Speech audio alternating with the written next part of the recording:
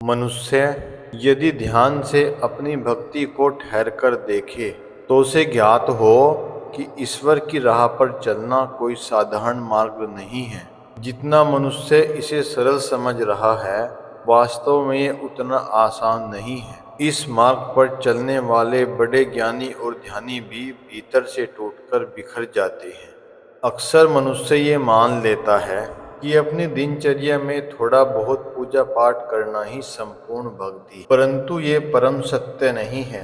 असली भक्ति तो जप तप और पूजा पाठ के बाद उस जीवन में प्रारंभ होती है जिस जीवन में मनुष्य जीता है।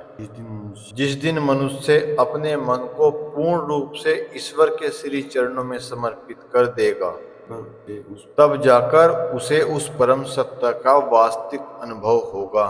अक्सर मनुष्य प्रश्न करता है कि जब ईश्वर परम दयालु हैं, परम कृपालु हैं, तो उसके जीवन में इतने दुख क्यों हैं? क्या ईश्वर मनुष्य को दुख देते हैं?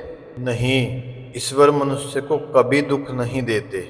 यदि ईश्वर दुख देते तो इतनी सुंदर सृष्टि की रचना क्यों करते? हमें बुद्धि और विवेक प्रदान क्यों करते?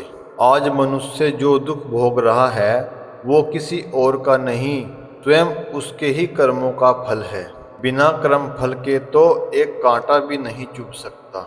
मनुष्य के जीवन में जो भी घटित होता है, अच्छा या बुरा, सब उसकी करनी का ही फल है। आज के मनुष्य का अहंकार इतना बढ़ गया है कि वो स्वयं को ही कर्ता धर्ता मान बैठा है। वो केवल उसी सत्य को सच मान रहा है जो उसकी नश्वर आंखें उसे दिखा रही हैं। वो ये भूल जाता है कि परम सत्य तो इस जगत से परे है, इस जीवन से परे है, जो इंसान की मृत्यु के बाद प्रारंभ होता है। मनुष्य आज अंधकार में है।